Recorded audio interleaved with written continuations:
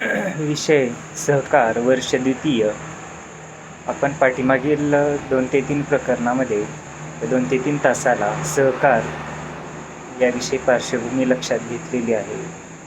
सहकार म्हणजे काय, सहकारी संस्था, त्याचा उदय, तसंच सहकारी चळवळ, सहकाराचा पूर्व इतिहास, तसंच सहकारविषयक तरतुदी की ज्या पंचवार्षिक योजनेमध्ये केलेल्या आहेत. तसंच 1956 नंतरचे जे काही विविध आयोग आहेत, त्या आयोगाचे अध्यक्ष, किंवा समित्या, त्या समित्यांची नावं, तसंच त्या समित्यामध्ये सहकारविषयी केलेल्या शिफारशी आपण बघितलेल्या आहेत.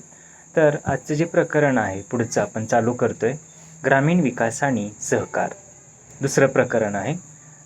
तर विद्यार्थ्यांनो, आपणाला माहिती आहे की भारत हा कसा तर खेड्यांचा देश म्हटलेला आहे. जास्तीत जास्त लोकसंख्या ही खेड्यामध्ये राहते आणि जास्तीत जास्त लोकांचा व्यवसाय हा शेती हा व्यवसाय आहे. जे आपण घटनेनं या ठिकाणी निश्चित केलेलं आहे की किंवा घटनेचा जर आपण विचार केला तर ग्रामीण विकास यावरती जास्तीत जास्त भर दिलेला दिसून येतो. किंवा पंचवार्षिक योजना असू द्या, म्हणजे यामध्ये सुद्धा ग्रामीण विकासावरती भर दिलेला दिसून येतो. म्हणजे एकूणच 1/3 लोक हे खेड्यामध्ये राहतात. म्हणजे जास्तीत जास्त लोक हे ग्रामीण भागामध्ये राहतात. म्हणून स्वातंत्र्योत्तर काळाचा जर आपण विचार केला तर ग्रामीण भागाचा विकास करण्यावरती अधिकाधिक भर दिलेला दिसून येतो. तसंच विविध प्रकारच्या योजनाही ग्रामीण भागाच्या विकासासाठी अवलंबलेल्या दिसून येतात. जे एकूणच देशामध्ये संतुलन साधण्यासाठी, म्हणजे ग्रामीण आणि नागर भाग असते तर याच्यामध्ये संतुलन साधण्यासाठी, या दोन्ही भागांचा समान प्रमाणात विकास साध्य करण्यासाठी, लोकांचा विकास होण्यासाठी जास्तीत जास्त प्रयत्न हे केले जातात. हल्लीसुद्धा चालू आहेत. ते कशाच्या दृष्टिकोनातून तर ग्रामीण भागाचा विकास करण्यासाठी. म्हणजेच ग्रामीण भागासाठी, त्याच्या विकासासाठी अधिकाधिक भर दिलेला किंवा अधिकाधिक तरतुदी केलेल्या आपणाला दिसून येतात. जे निश्चितच या ठिकाणी हे कशाच्या माध्यमातून शक्य झालेलं आहे तर सहकाराच्या माध्यमातून. जे ग्रामीण विकास आणि सहकार यांचं जर नातं आपण सांगितलं तर हे कसं आहे तर अद्वितीय किंवा अजोड असं नातं आहे. म्हणजे सहकाराशिवाय ग्रामीण विकास अशक्य आहे असं आपलं या ठिकाणी म्हणता येईल. जे स्वातंत्र्योत्तर काळानंतर सहकाराचा अवलंब करून ग्रामीण विकास अधिकाधिक कसा साध्य करता येईल, खेडी जी आहे ती अधिकाधिक स्वयंभू किंवा परिपूर्ण कशी करता येतील, ग्रामीण लोक, कृषी व्यवसाय याच्यामध्ये रोजगाराच्या संधी कशा वाढवता येतील, त्यांना आर्थिक सुबत्ता कशी निर्माण करता येईल, त्यांना शेती करण्यासाठी, शेती कसण्यासाठी अधिकाधिक प्रोत्साहन कसं देता येईल, जे यासाठी वेगवेगळ्या प्रकारच्या योजना या सहकार खात्यामार्फत किंवा सहकाराच्या माध्यमातून आजपर्यंत अवलंबलेल्या किंवा राबवलेल्या दिसून येतात.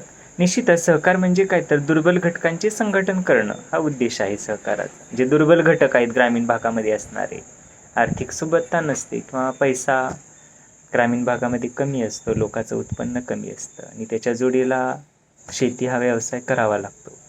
आणि आपण तर पाहतो शेती म्हणजे काय आहे तर एक प्रकारचा जुगार आहे.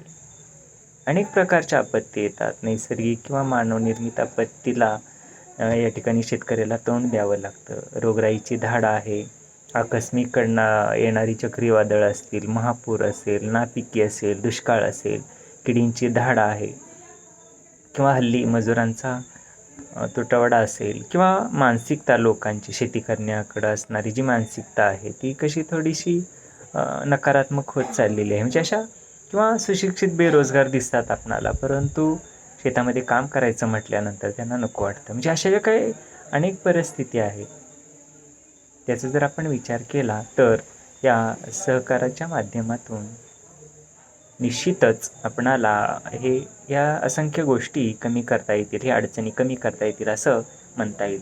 सहकारी संस्था स्थापनेमागे मुख्य उद्देश म्हणजे दुर्बल व्यक्तींचा विकास करणं. म्हणजे दुर्बल जे घटक आहेत, व्यक्ती आहेत, त्यांचा विकास साधणं. कशाच्या माध्यमातून तर सहकाराच्या माध्यमातून. म्हणजे काय केलं जातं या घटकासाठी, आर्थिक मदत केली जाते, अनुदानं दिली जातात, किंवा बी बियाणांचा पुरवठा असेल, किंवा वेगवेगळ्या प्रकारच्या योजना राबविल्या जातात, पतपुरवठा किंवा कर्ज पुरवठा केला जातो, वेगवेगळ्या बँकातून, पतसंस्थातून, म्हणजे सहकाराच्या माध्यमातून शक्य आहे. पण आपल्याला म्हणता येईल की व्यक्तीचा विकास साध्य करणं हे या सहकाराचं उद्दिष्ट आहे.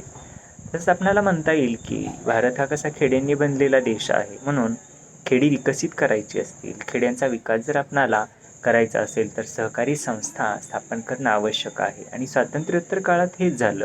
अशा सहकारी संस्था स्थापन करण्यासाठी आटोकाट प्रयत्न केले प्रत्येक शासनानं.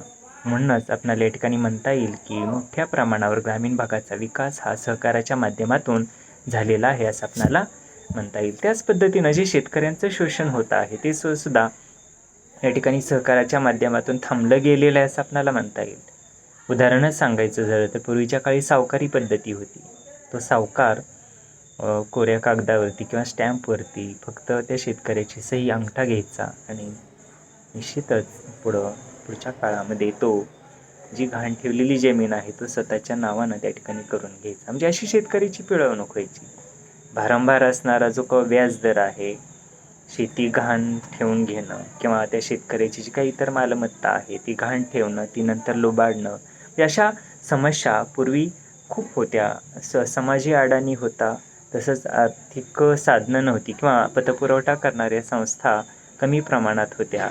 त्याचं जाळं पसरलेलं नव्हतं. म्हणूनच आपणाला या ठिकाणी हे उदाहरण कसं तर थोडंसं परिचयाचं आहे. म्हणजे अशा ज्या काही हिंस्र प्रवृत्ती पूर्वीच्या काळी होत्या तर त्या कमी करण्यासाठी सहकाराच्या माध्यमातून प्रयत्न मोठ्या प्रमाणावर झालेले आहेत असं आपल्याला म्हणता येईल.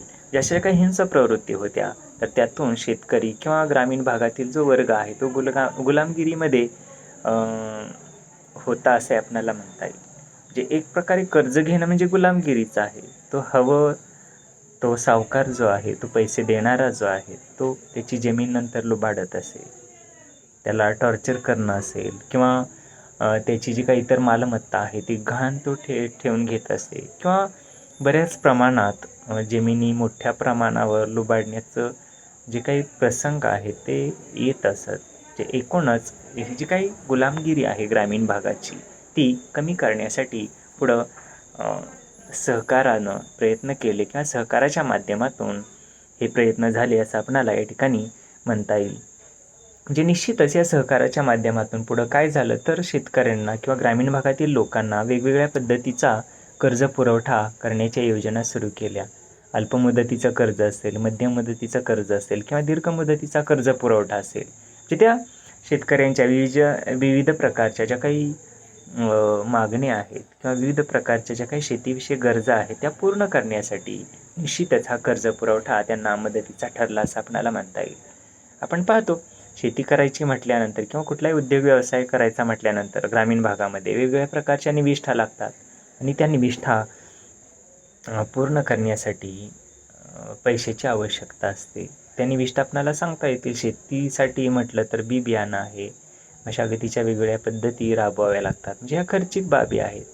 तसंच खतं असतील आणावी लागतात, कीटकनाशकाची फवारणी करावी लागते किंवा फळबागांचा जर विचार केला तर वळण आहे, छाटणी आहे, रोपं तयार करणं, आणणं, लावणं, खड्डे घेणं आणि एवढं करूनसुद्धा शेवटी नैसर्गिक ज्या काय आपत्ती येतात त्यामुळं नुकसान होत असे.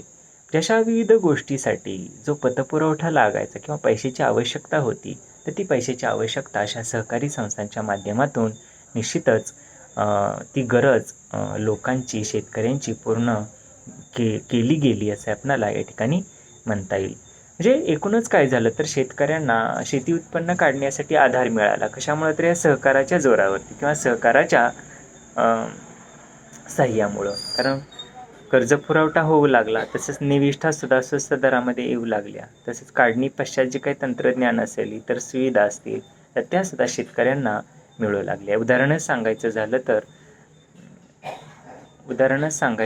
तर साखर कारखाने असतील किंवा सहकारी सूतगिरणी असतील तर त्यांचं जे वाढतं जाळं आहे तर त्या जाळ्यामुळं काय झालं तर शेतकऱ्यांचा विकास साध्य होण्यासाठी मदत झाली. जे जास्तीत जास्त प्रमाणात लोक ऊसाचं उत्पादन घेऊ लागले, कापसाचं उत्पादन घेऊ लागले आणि त्याच्या जोडीला शेतकऱ्यांच्या हातामध्ये पैसा येऊ लागला. म्हणजे अशा ज्या काही विविध योजना आहेत त्या सहकाराच्या माध्यमातून राबवल्या जाऊ लागल्या असं आपणाला या ठिकाणी म्हणता येईल. त्याच पद्धतीनं शेतीमाल जो निघलेला आहे त्यावरती प्रक्रिया करण्यासाठी सुद्धा निश्चितच प्रकल्पाची किंवा कारखान्याची आवश्यकता असते. तर ही जी आवश्यकता आहे ती पूर्ण करण्यासाठी, प्रकल्प उभारण्यासाठी, छोटे मोठे जे काही लघुउद्योग, कुटीर उद्योग आहे ते सुरू करण्यासाठी निश्चितच आर्थिक मदतीची आवश्यकता असते. आणि ही आर्थिक मदत ही सहकाराच्या माध्यमातून किंवा सहकारी चळवळीतून पूर्ण झाली असंही आपणाला या ठिकाणी म्हणता येईल. उदाहरण तसंच वरती आपण पाहिलेलं आहे की भारताची जी काय आर्थिक सुबत्ता वाढलेली आहे म्हणता येईल, किंवा दरडोई उत्पन्नामध्ये जी वाढ झालेली आहे, किंवा दर एकरी कृषी उत्पन्नामध्ये जी वाढ झालेली आहे, तर निश्चितच ती सहकाराच्या जोरावरती झालेली आहे असं आपल्याला म्हणता येईल. का थांबा की बरं. तर निश्चितच सहकार या ठिकाणी कसं आहे तर महत्त्वाचं आहे असं आपणाला या ठिकाणी म्हणता येईल. निश्चितच सहकाराचं ब्रीद आपणाला सांगता येईल, एकमेकास सहाय्य करू किंवा एकमेकाच्या सहकार्यातून विकास साधूया असं आपणाला या ठिकाणी म्हणता येईल. म्हणजे एकता, बंधुभाव निर्माण करणं असंही सहकाराचं ब्रीद आपणाला सांगता येईल. म्हणून आपणाला म्हणता येईल की सहकार हा किंवा सहकार हे धोरण भारतीय विकासासाठी किंवा भारताच्या उन्नतीसाठी, प्रगतीसाठी अत्यंत महत्त्वाचं आहे असं आपणाला या ठिकाणी म्हणता येईल. त्यानंतर पुढचा आपण घटक घेऊया. तर हे आपण या ठिकाणी बघितलं की ग्रामीण विकासामध्ये सहकाराची भूमिका किंवा सहकाराची धोरणं किंवा सहकाराची मदत किंवा सहकार कसं महत्त्वाचं आहे ते. पुढं आपण सहकारी संस्थांच्या माध्यमातून शेतकऱ्यांना मिळणारे जे फायदे आहेत ते पाहूया. निश्चितच आपणाला या ठिकाणी लक्षात येतं की सहकाराच्या माध्यमातून किंवा सहकारी विविध संस्था ज्या आहेत त्याच्या माध्यमातून शेतकऱ्यांना वेगवेगळ्या पद्धतीचे फायदे मिळत असतात. पैशाचा पुरवठा असेल किंवा शेतीविषयक किंवा कृषीविषयक अनेक विविध ज्या सुविधा आहेत त्या सहकाराच्या माध्यमातून मिळतात असं आपणाला म्हणता येईल. म्हणजे प्रक्रिया उद्योग असतील ते सहकारी प्रक्रिया उद्योगसुद्धा स्थापन केलेले दिसून येतात. तसंच सहकारी विक्री संघ दिसून येतात आपणाला, किंवा आयात निर्यात विषयक ज्या काही कार्य करणाऱ्या संस्था आहेत त्यासुद्धा सहकारी तत्वावर आपणाला उभारलेल्या दिसून येतात. म्हणजे निश्चितच आपण सहकाराचा जर विचार केला तर शेतकऱ्यांना विविध प्रकारचे फायदे मिळून जातात. बघूया पहिला फायदा आपण, जे सहकारी विविध कार्यकारी सहकारी संस्थांच्या माध्यमातून गावागावामध्ये स्थापन झालेली विविधची काही सुविधा आहेत तर त्या सुविधा आपणाला मिळून जातात. त्याच्यामध्ये बियाणे, खते, औषधे, अवजारे, यंत्रे आपणाला उपलब्ध करून दिली जातात. आणि निश्चितच त्याच्यामुळं काय होतं तर आपल्याला या ठिकाणी ही जी काही निविष्ठा आहेत त्या स्वस्त दरामध्ये आणि पाहिजे त्या वेळेला उपलब्ध होतात. त्याच्यामुळं शेती विकास साधण्यासाठी मदत झालेली आहे असं आपणाला म्हणता येईल. जे त्याच्यामुळं काय झालेलं आहे तर योग्य किमतीला त्या वस्तू आपल्याला मिळून जातात. म्हणजे जी काही मार्केटमध्ये किंवा खुल्या बाजारामध्ये जर आपण ह्या किमती पाहिल्या तर तफावत दिसून येते. म्हणजे जास्तीत जास्त दरानं खुल्या बाजारामध्ये आपल्याला ह्या निविष्ठा उपलब्ध होतात. त्या ठिकाणी आर्थिक भुर्दंड आपणाला सोसावा लागतो. जे हा आर्थिक भुर्दंड शेतकऱ्याला होऊ नये किंवा सोसावा लागू नये म्हणून अशा विविध कार्यकारी सोसायटीच्या माध्यमातून अशा शेतीविषयक निविष्ठा या सहकारी तत्वानुसार वाटल्या जातात किंवा त्याचं वाटप केलं जातं. त्या निविष्ठा शेतकऱ्यांना उपलब्ध करून दिल्या जातात. म्हणून सहकारी संस्थांचा फायदा आहे असं आपणाला म्हणता येईल. त्यानंतर दुसरा फायदा बघूया आपण, सहकारी पणन संस्था मोठ्या प्रमाणावर घेतली जाणारी नगदी पिके दूरच्या बाजारपेठेत विक्री केल्यास चांगले दर मिळतात. म्हणजे मगाच वरती मी म्हटलं की सहकारी पणन संस्था ज्या आहेत म्हणजे आयात निर्यात विषयक सहकारी ज्या संस्था आहेत तर त्याच्या मदतीतून जर आपण शेतामध्ये निघलेला जो काही माल आहे, फळं असतील, भाजीपाला असतील, फुलं असतील किंवा प्रक्रिया केलेले पदार्थ असतील, ते जर अशा सहकारविषयक पणन संस्थेद्वारे जर आपण त्याची विक्री केली परदेशामध्ये म्हणूया किंवा इतर राज्यामध्ये किंवा इतर देशामध्ये किंवा काही जे असेल इतर चांगला बाजारभाव असणाऱ्या मार्केटमध्ये जर आपण त्याची विक्री केली तर निश्चितच शेतकऱ्याला फायदा मिळून जातो. म्हणून आपणाला या ठिकाणी म्हणता येईल की सहकारी संस्थेचा हा मोठा फायदा आहे. म्हणजे त्याच्यामुळे आणखीन काय होतं तर वाहतूक खर्च त्या ठिकाणी कमी होतो असं आपणाला म्हणता येईल.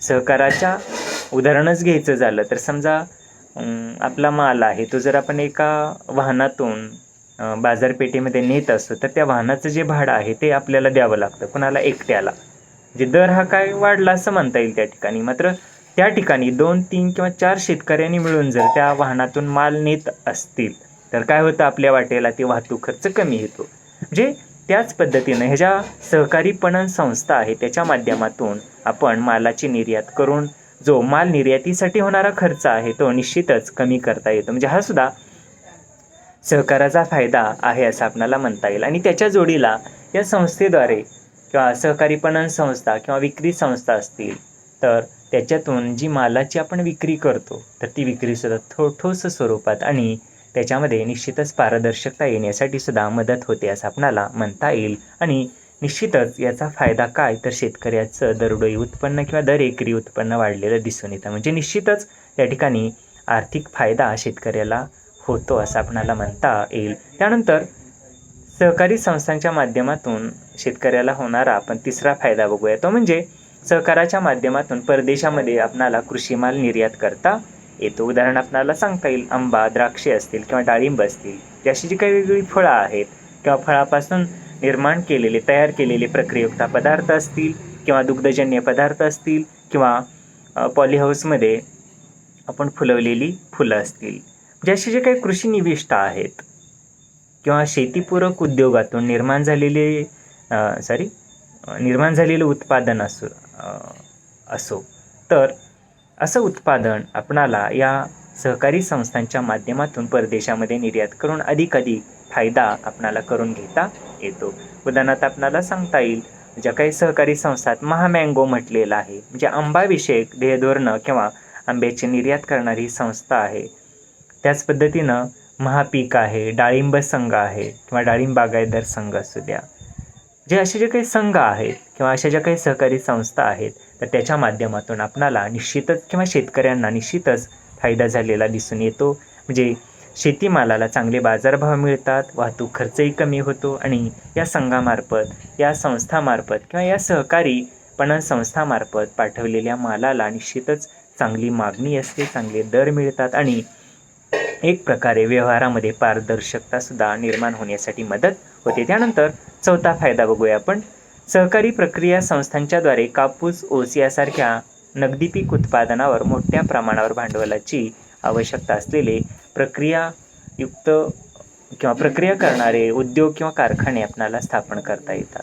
बघा, मग असेच उदाहरण मी सांगितलं की बाबा सहकारी साखर कारखाना जर उभा करायचं म्हटलं तर कुण्या एकट्याच्या हिमतीवरती तो उभा करणं कसं आहे अशक्य आहे, कारण मोठी भागभांडवल त्यासाठी गुंतवावं लागतं.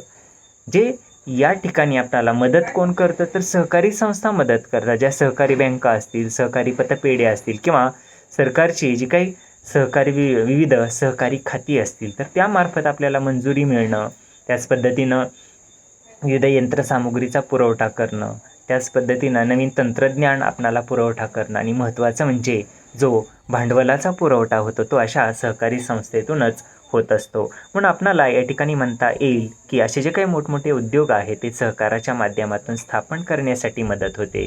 त्याच पद्धतीनं अशा सहकारी संस्थांचा किंवा अशा सहकारी कारखान्यांचा म्हणूया, अशा सहकारी उद्योगांचा आपणाला या ठिकाणी विकास करता येतो आणि त्या योगानं ग्रामीण भागाचा, शेतकऱ्याचा आणि तसंच संपूर्ण देशाची आर्थिक सुबत्ता किंवा आर्थिक प्रगती करणं शक्य होतं असं आपणाला या ठिकाणी म्हणता येईल. उदाहरण दिलेलं आहे. 2005 महाराष्ट्रात असलेल्या साखर कारखान्यामध्ये 90% सहकारी पद्धतीने ते कारखाने चालू होते. त्याद्वारे 50 लाख टनापर्यंत साखर निर्यात होत होती. म्हणजे एकूणच काय झालं तर या सहकारामुळं साखर कारखाने वाढले. त्याच्यामुळं काय झालं तर निश्चितच ऊसाला सुद्धा या ठिकाणी हमीभाव मिळाला. लोक ऊस शेतीकडे सुद्धा वळले आणि निश्चितच दरडोई दर एकरी उत्पन्न आणि उत्पादन वाढण्यासाठी मदत झाली असं आपल्याला म्हणता येईल. आणि त्याच्या जोडीला साखर उत्पादन केल्यामुळे त्या साखराची निर्यातसुद्धा आपण परकीय देशांना करू लागलो आणि परकीय चलनसुद्धा आपणाला मिळू लागलं. जी अशी जी काही साखळी आहे ती सहकाराच्या माध्यमातूनच पुढं वाढत गेली, अधिकाधिक फायदे मिळत गेले असं आपणाला या ठिकाणी म्हणता येईल. आणि याच्या जोडीला जर सांगायचं म्हटलं तर सहकारी दूध प्रक्रिया संघ असतील, त्याला आपण डेअरी म्हणतो, तर त्याच्यामार्फतसुद्धा काय झालेलं आहे तर धवल क्रांती होण्यासाठी मदत झालेली दिसून येते. म्हणजेच प्रत्येक घरोघरी प्रत्येक घरोघरी ह्या गोपालन होऊ लागलं.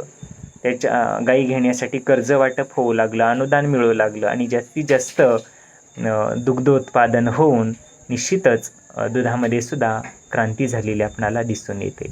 म्हणजे आणि त्याचा जर आणखीन पुढे विचार केला तर त्या दुधावर आधारित जे काही प्रक्रिया उद्योग असतील, तूप असेल किंवा लोणी दही असेल किंवा खवा तयार करणं असेल, पेढा तयार करणं असेल, दूध पावडर तयार करणं असेल, असे वेगवेगळे प्रक्रिया उद्योगसुद्धा पुढे चालू झाले असं आपल्याला म्हणता येईल. म्हणजे हे कशामुळं शक्य झालं तर सहकारामुळं किंवा सहकारी संस्थेमुळं शक्य झालं असे आपल्याला या ठिकाणी म्हणता येईल. आणि त्यानंतर सहकारी संस्थांचा पुढील फायदा आपल्याला सांगता येईल तो म्हणजे सहकारी क्षेत्राच्या विविध सेवामुळे शेतमाल उत्पादन, प्रक्रिया, पणन, निर्यात इत्यादी सुविधा याच्यामुळं उत्पन्न वाढीसाठी फायदेशीर ठरल्या असे आपल्याला या ठिकाणी म्हणता येईल. म्हणजे निश्चितच आपण जर विचार केला तर ही सहकारी तत्त्व हे कृषी व्यवसायाच्या वेगवेगळ्या टप्प्यावरती अवलंबलं जात आहे असं आपल्याला म्हणता येईल. हल्ली जर आपण विचार केला तर सहकारी तत्वावर शेती करणं ही पद्धतसुद्धा अवलंबली जाते. तसंच सहकारी पतपुरवठा असेल, सहकारी खरेदी विक्री संघ असतील, सहकारी पणन संघ असेल, सहकारी तत्वावरती अवलंबल्या जाणाऱ्या प्रक्रियायुक्त पदार्थाचे किंवा कारखाने चालवणे असतील, म्हणजे अशा वेगवेगळ्या स्तरावरती सहकाराचा अवलंब केला जातो. आणि त्याच्यामुळं काय झालेलं आहे तर निर्यातीस तसंच इतर सुविधांच्या माध्यमातून उत्पन्न वाढण्यासाठी मदत झालेली दिसून येते. आणि निश्चितच ग्रामीण भागाच्या विकासासाठी किंवा सर्वांगीण विकासासाठी सहकार तत्व हे फायदेशीर ठरलेलं आहे असे आपणाला या ठिकाणी म्हणता येईल. त्याच पद्धतीनं पुढील फायदा जर आपण विचारात घेतला तर तो म्हणजे रोजगाराच्या संधीसुद्धा उपलब्ध होत आहेत. कशामुळे तर सहकारी संस्थांच्या माध्यमातून. निश्चित सहकारामुळं काय झालं तर लोकांमध्ये सहकार्याची भावना वाढीस लागली, पतपुरवठा वाढला, सेवा सुविधा वाढल्या, लोकांमध्ये उद्योग व्यवसाय करण्यासाठीचं बळ जे आहे किंवा ती प्रेरणा मिळून गेली आणि त्याच्यामुळे उद्योग व्यवसाय वाढले, दरडोई उत्पन्न वाढलेलं दिसून येतं आणि बेरोजगारांची संख्या कमी होऊन रोजगाराच्या संधी मोठ्या प्रमाणावर उपलब्ध झाल्या. प्रत्येकाच्या हाताला या सहकारामुळं कामही मिळालं असं आपणाला या ठिकाणी म्हणता येईल. त्याच पद्धतीनं नोकरीच्या संधीसुद्धा मिळालेल्या दिसून येतात.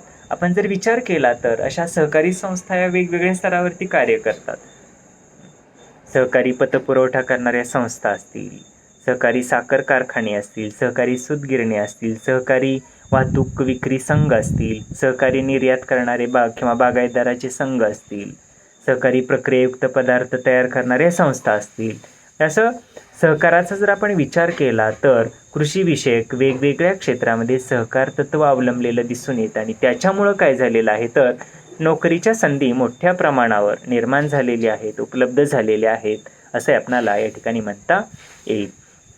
त्याच पद्धतीनं आर्थिक आणि सामाजिक विकाससुद्धा झालेला दिसून येतो. कशामुळे तर सहकारामुळं. आपण म्हणतो विना सहकार नाही उद्धार. उद्धार म्हणजेच काय तर प्रगती आहे. कसली? आर्थिक प्रगती, सांस्कृतिक प्रगती किंवा सामाजिक प्रगती म्हणूया आपण. ही कशामुळे तर सहकारामुळे शक्य झालेली आहे. कारण सहकार आहे, आपण म्हणतो भिवू नकोस मी तुझ्या पाठीशी आहे असं आपल्याला या ठिकाणी म्हणता येईल. म्हणजे आपण या ठिकाणी न घाबरता न भीता या ठिकाणी कृषी व्यवसायाशी निगडीत आपण विविध उपक्रम, कारखाने, प्रकल्प आपण हाती घेण्याची आवश्यकता आहे. कारण का? आपल्या पाठीशी कोण आहे तर सहकार आपल्या पाठीशी आहे. भिवू नकोस मी तुझ्या पाठीशी आहे असं सहकार आपल्याला म्हणता येईल. जे कुठल्याही स्तरावरती आपणाला सहकारी तत्वाचा या ठिकाणी आधार आहे. सहकार आपल्या पाठीशी आहे, सहकार आपल्या मदतीला आहे. म्हणून आपणाला या ठिकाणी म्हणता येईल की आर्थिक प्रगती तसंच सामाजिक प्रगती होण्यामध्ये सहकाराचा लाख मोलाचा वाटा आहे असं आपणाला म्हणता येईल. आज दरडोई उत्पन्न वाढलं, आज शेतीतील उत्पन्न वाढलं, आज कृषी व्यवसायाशी निगडीत असणाऱ्या इतर पूरक उद्योग व्यवसायातून उत्पन्न वाढलेलं दिसून येतं. कशामुळं तर ते सहकारामुळं शक्य झालं असं आपणाला म्हणता येईल. छोटंसं उदाहरण घ्या कुठलंही. मत्स्यपालन आपल्याला करायचं आहे, इमूपालन आपल्याला करायचं आहे किंवा तुती लागवड किंवा रेशीम उद्योग आपल्याला स्थापन करायचा आहे किंवा मधुमक्षिका पालन आपल्याला करायचं आहे, गोपालन करायचं आहे, शेळीपालन करायचं आहे, गांडूळ खत प्रकल्प उभा करायचा आहे किंवा वेगवेगळ्या प्रक्रियायुक्त पदार्थाचे आपल्याला उद्योग व्यवसाय सुरू करायचे आहेत. म्हणजे असा कुठलाही उद्योग घ्या जो शेतीशी निगडीत आहे, शेतीवर आधारित आहे, तर त्या उद्योगाच्या उभारणीसाठी तसंच त्या उद्योगाच्या प्रगतीसाठी सहकाराची मदत निश्चितच होते असं आपणाला या ठिकाणी म्हणता येईल. जे निश्चितच सहकार कसं आहे तर अत्यंत महत्त्वाचं आहे किंवा सहकारी संस्था ह्या अत्यंत महत्त्वाच्या आहेत. त्यांचे विविध फायदे आपणाला या ठिकाणी वरीलप्रमाणे सांगता येतात. तर विद्यार्थी मित्रांनो, आपण या ठिकाणी आजच्या तासाला ग्रामीण विकास आणि सहकार हे दुसरे प्रकरण बघितलेलं आहे. काही अडचण असेल तर तुम्ही विचारू शकता. जे ग्रामीण विकासामध्ये सहकाराची भूमिका किती महत्त्वाची आहे ती आपण बघितलेली आहे. विना सहकार नाही उद्धार किंवा विना सहकार नाही ग्रामीण विकास असे आपणाला या ठिकाणी म्हणता येईल. जे सहकारामुळेच ग्रामीण भागाचा विकास साधणं शक्य झालेलं आहे. आणखीनही तो होत आहे आणि पुढेही ग्रामीण भागाचा विकास हा सहकारामुळे शक्य आहे असं आपल्याला म्हणता येईल. आणि शेवटचा जो घटक होता सहकारी संस्थांमुळे होणारे फायदे, तर ते फायदेसुद्धा आपण या ठिकाणी बघितलेले आहेत. काय अडचण असेल विचारू शकता.